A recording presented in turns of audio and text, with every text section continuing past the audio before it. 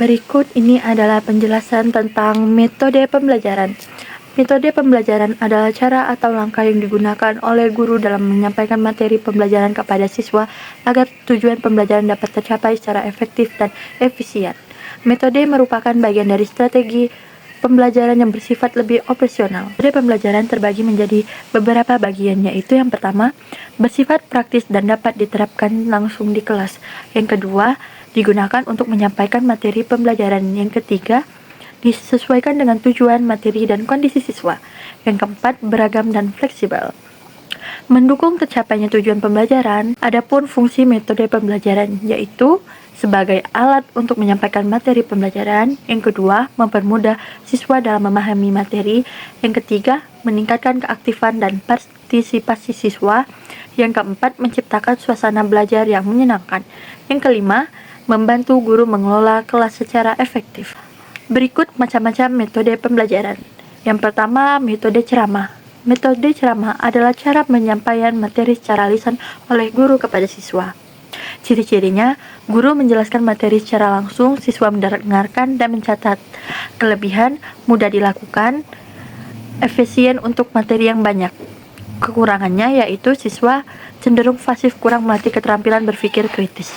Yang kedua, metode diskusi. Metode diskusi adalah cara pembelajaran dengan melibatkan siswa untuk bertukar pendapat dalam memecahkan masalah. Ciri-cirinya, siswa aktif berdiskusi, ada interaksi antar siswa. Kelebihan, melatih berpikir kritis, meningkatkan keaktifan siswa. Kekurangannya yaitu memerlukan waktu lebih lama, tidak semua siswa aktif. Ketiga, metode tanggung jawab. Metode ini dilakukan dengan cara guru memberikan pertanyaan dan siswa menjawab, atau sebaliknya. Kelebihannya, melatih keberanian siswa, mengetahui tingkat pemahaman siswa. Kekurangannya yaitu hanya siswa terlalu tertentu yang aktif, bisa memakan waktu. Keempat, metode demonstrasi. Metode ini adalah metode dengan mempergerakan suatu proses atau kegiatan secara langsung. Contohnya, percobaan sains. Kelebihannya, memudahkan pemahaman, lebih menarik. Kekurangannya, memerlukan alat dan persiapan. Dan yang terakhir, yaitu metode eksperimen. Metode ini adalah metode pembelajaran di mana siswa melakukan percobaan untuk membuktikan suatu konsep. Kelebihannya, memberikan pengalaman langsung, meningkatkan keterampilan proses. Kekurangannya yaitu membutuhkan waktu dan alat. Yang keenam, metode penugasan atau resitasi. Metode ini dilakukan dengan memberikan tugas kepada siswa untuk dikerjakan secara mandiri atau kelompok.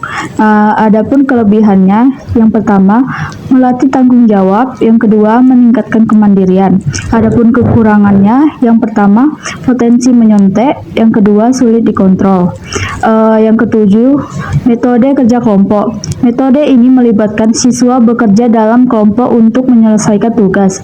Kelebihannya, yang pertama, melatih kerjasama, yang kedua, meningkatkan interaksi sosial.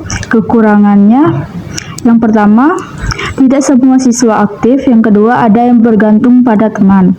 8. Metode problem solving atau pemecahan masalah.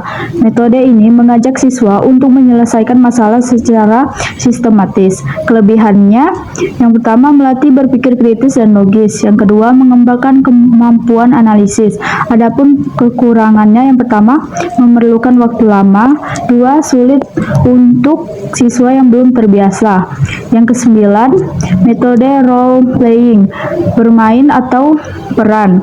Metode ini dilakukan dengan cara siswa memerankan suatu situasi atau tokoh. Kelebihannya, yang pertama, meningkatkan pemahaman sosial, yang kedua, menarik dan menyenangkan. Adapun kekurangannya, yang pertama, memerlukan keberanian siswa, yang kedua, tidak semua materi cocok. Yang ke-10, metode project based learning atau PJBL. Metode ini berbasis proyek di mana siswa mengerjakan suatu proyek dalam jangka waktu tertentu. Kelebihannya, yang pertama, melatih kreativitas, yang kedua, menghasilkan karya nyata. Adapun kekurangannya, yang pertama, memerlukan waktu lama, yang kedua, perlu perencanaan matang.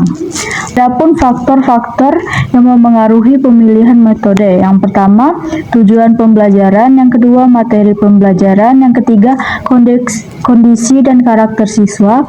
Yang keempat, sarana dan prasarana.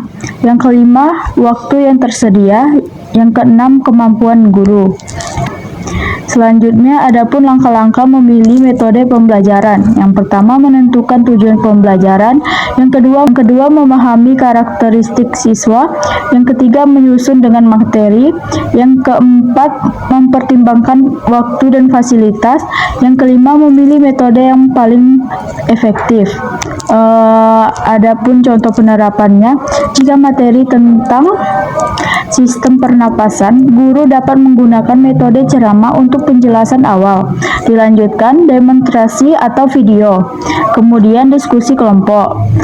Kesimpulan dari materi ini, metode pembelajaran adalah cara konkret yang digunakan dalam proses belajar mengajar. Pemilihan metode yang tepat sangat penting agar pembelajaran menjadi efektif, menarik, dan mudah dipahami oleh siswa.